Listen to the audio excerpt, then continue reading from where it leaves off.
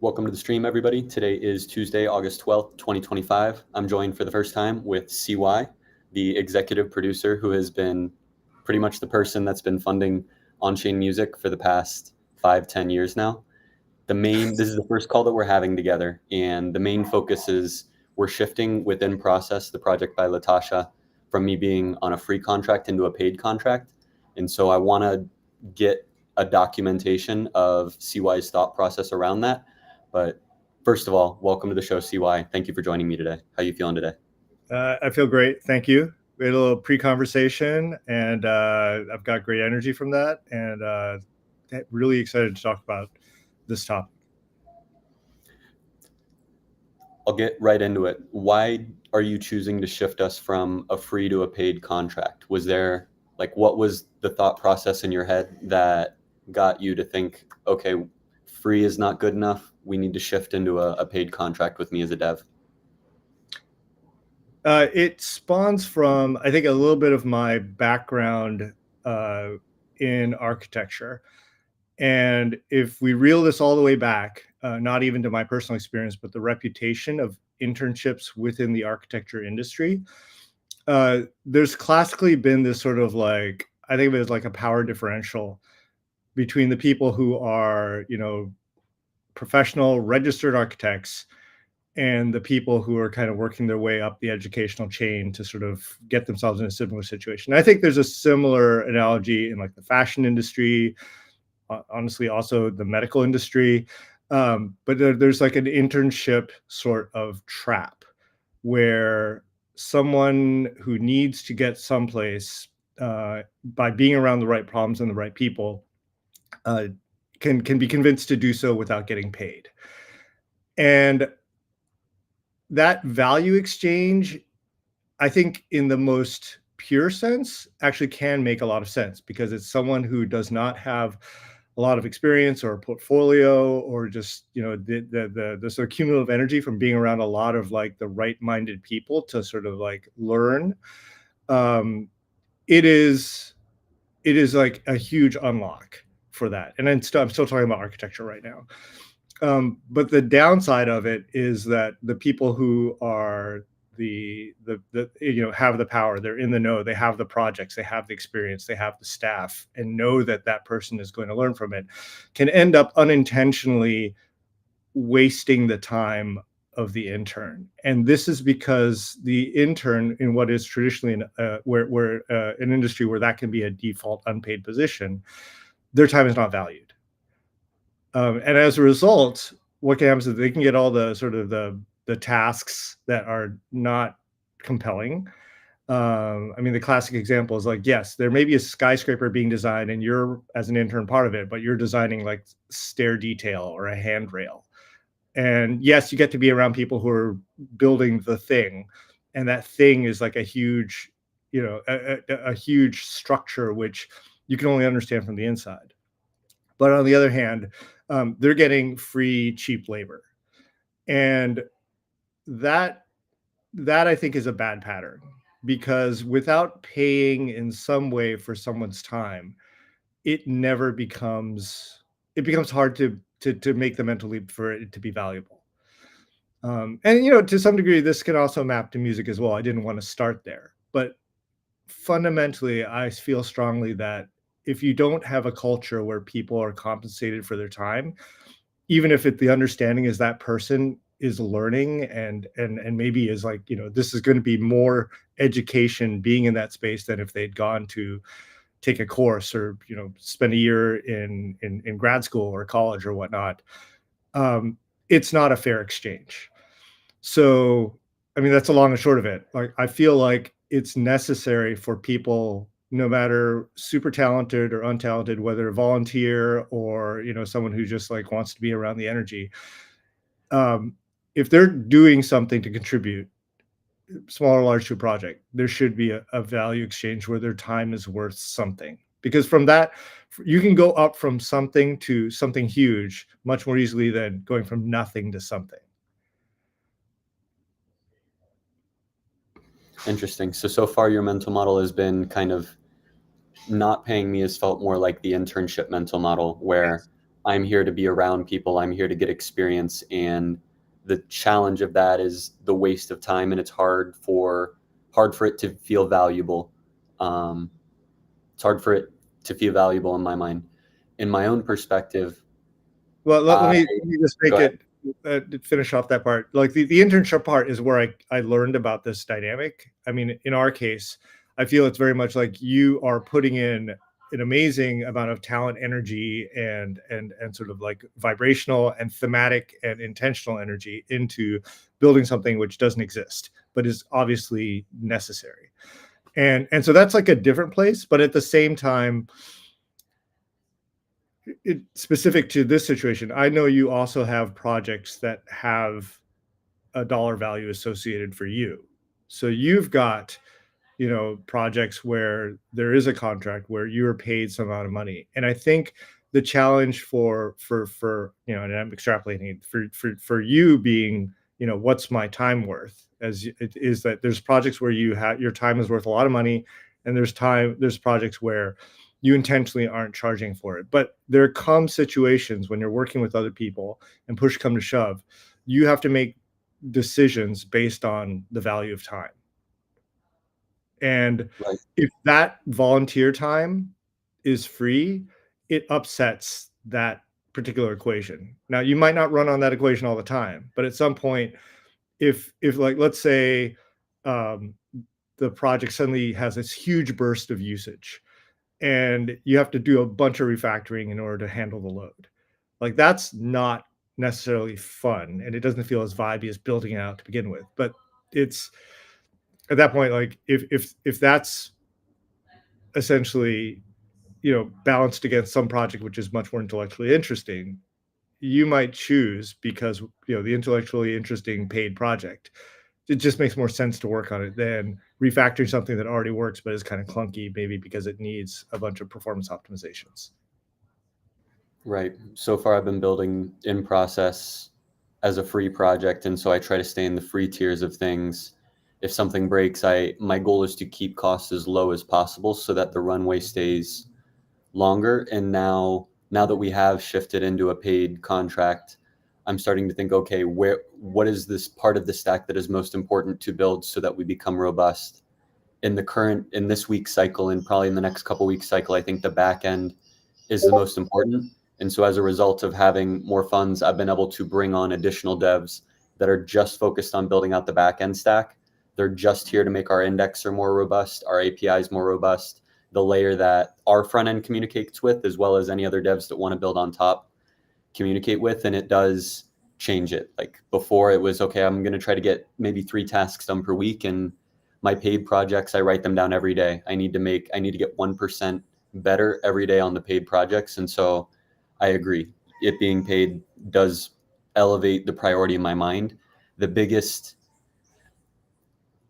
maybe fear I have with shifting to paid is paid immediately decreases in general for the first startup, decreases the runway and adds pressure. Like how I've traditionally been formatting my relationships is record labels pay me, people that have funding pay me. So Recoup, CoopRex, Base, people that have massive banks pay me. That way I can work with musicians in Latin America without them needing to worry about it, so that there's no pressure in the relationship. Música W3, Neutro, Excelencia, Heno, now Latasha and In Process. And whenever they could pay me, great, toss me $100, whatever. It's nothing that's going to make a dent in my salary or my income, but on chain, having that relationship helps elevate my career for the people that do pay me. Base loves that I work with musicians in Latin America. CoopRex loves that I have been doing work on chain. Recoup loves that I am very public with what I do. And so it's been a nice synergistic relationship. And what I don't want to see is that now it being paid decreases our runway and makes it so that we can't keep playing the game. Because what I want to do with you, my goal with you and with Latasha, is to play the game as long as possible. And so if at any point the funding does become an issue, my goal is to be building with you. I love how you think. I love the fact that you've been convicted in this space. I love that you've been here in the bully and the bear. Same with Latasha. And what I don't want is that the financial pressure ends up putting a burden on our relationship. Yeah, I totally understand that. And I feel like the other risk of having a financial well, actually, I'm crossing wires here. There was one other aspect of like not paying, which I was concerned about, which is very related to this issue, which is like not paying creates resentment in the long term, whether intentional or not. And when I say long term, I think of it as like years, probably not months, but definitely years, where if things go sideways, like every relationship is dynamic. And when a relationship sours or is in a low cycle, the fact that that labor has been done for free can become a disproportionately large sticking point. So in this sense, I think of it as like the payment is, it's a lifeblood, but the way we have organized it, it is very sustainable. And if it becomes an issue of like how long the runway is, there's ways to directly address that too. Like for educational institutions, they create an endowment that is that buffer where even if like all the current patrons of that educational institution like stop giving, the endowment creates a buffer that can keep the thing running.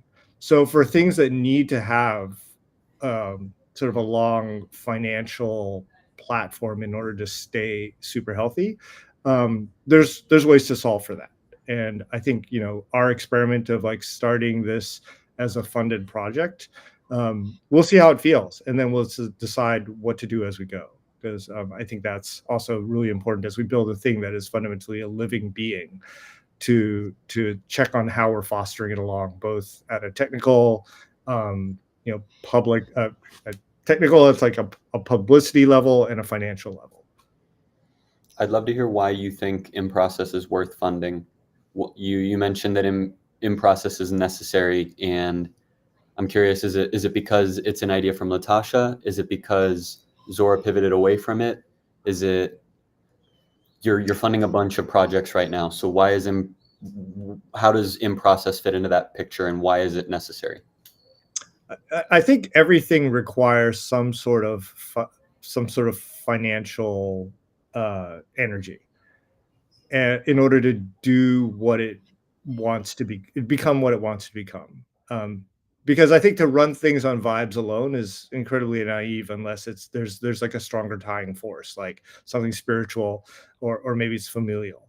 But in this case, because it's a bunch of people, I think at the end of the day, like the finances are just a reality of life. Um, and the same way I think of like every project that I am executive producing, what I'm doing is I'm essentially adding fuel, like financial fuel, to a thing that wants to exist and has reason to exist. Maybe it's only in the creator's mind, maybe it's in the community's mind, or maybe we just don't know, but it seems like it's a good idea. And without financial fuel, it's really hard to sort of grow things.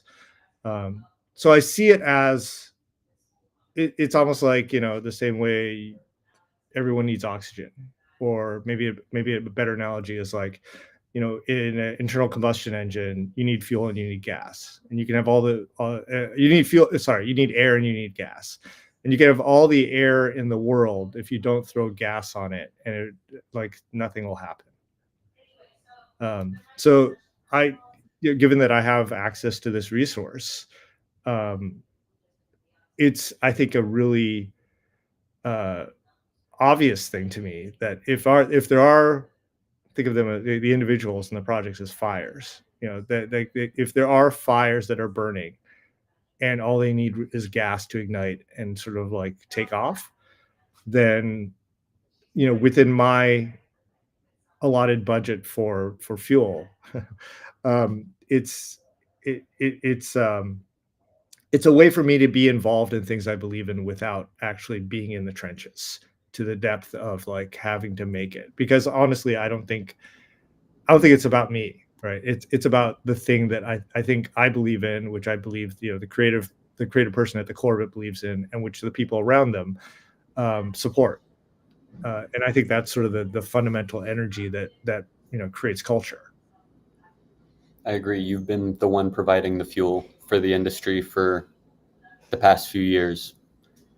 Like TK, has been able to run Eternal Gardens because of the funding that you've been able to provide with executive production. Forrest continues to show up every single day because of the fuel that you put into his engine. Same with Latasha. I think a lot of people know that you have been the source of funding when everybody else is dying over the past 3 or 5 years. Sound died, Mint Songs died. Most of the infrastructure that's been built has died, and you have been the one that continues to add fuel into the tank. Why specifically In Process? Is it because it's a fire that's burning inside of Latasha and you believe in Latasha? Is it the platform itself, or what specifically about In Process feels like it is a fire worth you adding fuel into? That's a great question. I think of In Process as a way of pushing into an aspect of what the blockchain makes possible, but which doesn't have an obvious business model. I think the thing that's kept early kind of like music blockchain experiments, that energy that got them kicked off was, for many people, the possibility of there being like a way to make a lot of money quickly, which is, I think, fundamentally great energy, but it's not very sustainable. And in here, I think there's energy where we didn't pursue the archival possibilities of the blockchain in a way that was, in a way where there was a stronger profit motive to run the experiments around that energy. But it's always been, I think, a valid set of experiments to run. And so I think of In Process as that was a nice transition there. I think of In Process as unexplored frontier in the creative landscape. And there's a kind of a creative motive there. There's a legacy motive there, and both of those don't have specific business models. And I think of that as like, they're not apparent business models where they can sustain. But I believe, based on how I've seen other products develop over the past couple of decades in tech, there's a lot of boring infrastructure that makes sense to support, makes sense for people to support as a community. And you can't raise funds for boring things as easily as you can raise funds for shiny things. And, as bringing sort of this concept into existence, is important because it makes it tangible. And once it's tangible, it maybe become a lot more obvious how it should be supported by the community, and not necessarily just by, the creative person who believes in building it and the person who has the ability to fund its initial creation. This is very much, I think, the story of like things like Wikipedia, where there's an obvious thing that can exist, but there's not a business model behind it. It's a public good that everyone appreciates, and there's a critical mass of people who fund it to the point where everyone feels good about it. I think the people who are funding it feel good about being a part of a great public good that's in wide usage, and it's part of culture, honestly. And the people who use it don't think twice about the fact that they don't have to fund it, and that's fine because they're using it for their needs. And it's public infrastructure in many sense, in many ways. But the public infrastructure is not obviously infrastructure until it reaches a certain level of presence and usage and participation by a community. So that's how I see In Process. It's the experimenting with what makes a lot of sense as a public good around archive and individual and collective legacy. Blockchain makes possible this archive, this permanent archive that has not been possible on the internet beforehand. You could write into a database, but then when the company shuts down, everything that you built goes away. And In Process, you store your content on Arweave. Your content's permanently stored. The metadata is stored on Base. And so as long as Base continues to produce blocks and Arweave continues to produce blocks, everything that Forrest uploads will be permanently stored forever on an archive that anybody can reference without an API key, just by querying either of those blockchains to get those pieces of information. Similarly, it seems like you're thinking about it in terms of Wikipedia. the last question I'll ask from you today is what specific, kind of focusing either on the short term or midterm, what specific changes do you want to see made now that we're shifting into a paid project? Either you could take that as either what is currently missing from the product that you want to see get added in, or what behavioral changes from my side on the tech side building out in process was I not doing before, or was I not spending enough time on that you would like to see more time get spent on now that we are shifting into a paid model? I would like to see as more people find and show reasons to use it for what it, I think of it as it's sort of like figuring out what it wants to become. And I want to be able to have more people who are aligned with its mission and who find it useful have reasons to keep using it. And so that usage requires support. And that's support in terms of like people helping onboard new people. It requires technical infrastructure. It requires, room for experimentation. It will pull in more resources as it gains users. It will require more resources as it gains users. So this is slightly speculative, but very sort of like forward-looking, where I know there's something there, and I know that it is important. And as other people kind of like get on board and use it, it's going to require more care and that backing. So I'm not answering it perhaps specifically, but I feel like this is something, as we build it, we'll feel the need to put more time and resources into it. And that, like Latasha taking on a designer and us taking on Jade to help organize and take in inputs and really just like run it as a more a larger scale project, and handling all the networking and communications. I feel like all that requires it requires this funding, and so there's nothing I necessarily want you personally to change, but I think we'll all realize it as we keep working on it, in terms of like the amount of time you'll want to put in, the amount of resources you want to deploy. And it's a basis for like having conversations. At some point, it may make sense to run a campaign or show up at a conference, and that's going to take funding. I really appreciate you building public infrastructure. It's the only project that I'm working on that is explicitly being defined as a public good and being focused on like that. And I really appreciate you inviting me to work on this project.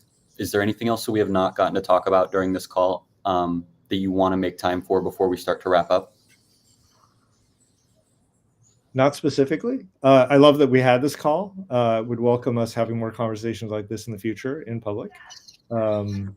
But yes, I feel very, very happy that you brought it up, that we should have this conversation live, and let's wrap it up. Thank you, everybody, for tuning in. Make sure you give this a like and a repost so that more people can see what it looks like to be an executive producer and what the day-to-day looks like as CY is having conversations with builders like myself and other artists globally. And we'll see you guys in 2 weeks. Right now, we're on a bi-weekly cadence, so 2 weeks from now, we'll be back to have another conversation.